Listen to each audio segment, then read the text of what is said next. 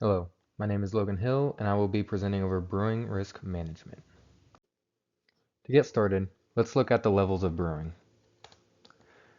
First, you have your home brewing, of which there's an estimated 1.2 million home brewers in the United States.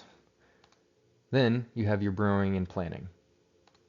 Then you build and open your brewery, you optimize it, and you scale up to become an industry leader. In the beginning, most people and their business rely on the senses, such as smell, taste, and appearance, for quality testing. And while these are easy, cheap, and used at every level of brewing, there is inherent uncertainty and subjectivity when relying on the senses. To upgrade your product, you need to implement a thorough and meaningful quality control. This is where risk management comes in. It is the answer to how do I achieve quality brews, and I will briefly explain it throughout this presentation. One of the most commonly used risk management models in the food and beverage industry is HACCP, which stands for Hazard Analysis and Critical Control Point. HACCP has 7 principles: hazard analysis, critical control points, critical limit, monitoring, corrective action, verification, and record keeping.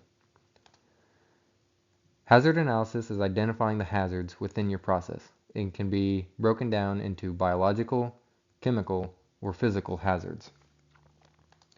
Critical control points are parameters within your process that control your product, such as time, temperature, filtration, or concentration. Critical limits are limits on these control points, such as a minimum temperature of 65 degrees or a maximum fermentation time of 7 days. Monitoring are the tests that we take to measure our control points. Some examples include UV spectroscopy for color, distillation for alcohol by volume, and a microscope for yeast. Corrective action are the steps we take to ensure that our critical control points lie within our critical limits and may include process control tuning or equipment cleaning. Verification is checking that our critical control points are within our critical limits and often take the form of audits or control charts. Finally, we need to keep record of whatever process we choose for all of these principles. Let's take a look at an example of using HACCP. For this example, I look at the fermentation step. I have identified 2 hazards, a biological hazard in the form of air contamination and a chemical hazard in the form of oxygen imbalance. I've also identified the likelihood and severity of both of these hazards. Next, I check if the hazard is controlled or prevented by any prerequisite or support programs. For this, I found that that air filtration or climate control could reduce the biological hazard. Next, I identify whether the hazard is eliminated or reduced later in the process. For this, I have not identified any process. And finally, I identify whether this is controllable by CCP. For the biological hazard, there is not, and this presents a health hazard. For the oxygen imbalance, this is a CCP and is controlled by temperature, time, and water oxygen concentration.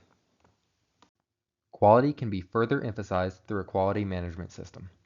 ISO 9001 is an international standard that lays the foundation for a certifiable quality management system.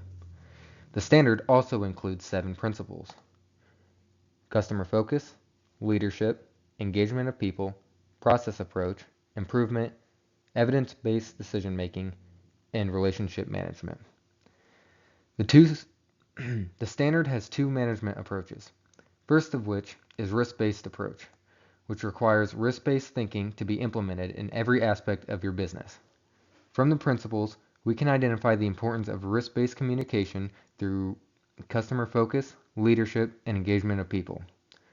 Risk assessment is required in the process approach, and risk management is used for continuous improvement and evidence-based decision making. The second approach is PDCA, or Plan, Do, Check, Act. This is used to solve problems and address risks, which are typically identified as either threats or opportunities. Let's take a look at how these approaches can be applied in brewing. In the plan phase, we use process approach to identify every aspect of our process and break them down into manageable sections. For each section, we perform a risk assessment. The standard does not make any recommendations on what type of assessment to use, since the standard is used in nearly every industry. Some suggested risk management models include quantitative models, such as failure mode and effects analysis, or fault or event tree analysis, and qualitative models, such as HAZOP or the previously reviewed HACCP. From this assessment, an informed decision can be made to choose either a threat or opportunity that will improve the product's quality the most. In the do phase, we implement changes that were decided in the plan phase. A way that a decision could be communicated is through an options matrix. This gives a quick visual indication to why a decision was made. The matrix should also include why some conditions are X's, triangles, or circles, and the associated risk or uncertainties they imply. For this example, it was decided that a trial oximeter would be installed into one of the process lines and develop controls. In the check phase, we determine whether the plan made an impact. Typically, a goal or target is set in the plan phase to be checked in this phase. For example, we want to reduce nonconformities, or the number of sour beers, by 60% on a monthly basis. This graph displays the number of sour batches produced every month. The blue represents the 6 months prior to installation of the oximeter, and the brown is afterwards. By taking an average of the first 6 months, we find that the average number of nonconformities is 12.2. After installation, the average is reduced to 3.8, which is a 68% reduction, and meets the specified target. Finally, in the act phase, we take action based on the previous analysis. For our last example, we would implement the new oximeters in all the process lines. Changes could also take the form of updating SOPs, standard operating procedures, adding a quality check, or sharing the analysis with other facilities. Finally, after this phase, we return back to the plan phase and determine the next most impactful risk. In conclusion, to take your brewing to the next game, you need to implement a risk management and quality control. Start with a HACCP or equivalent management model, such as HAZOP, FTA, FMEA, etc.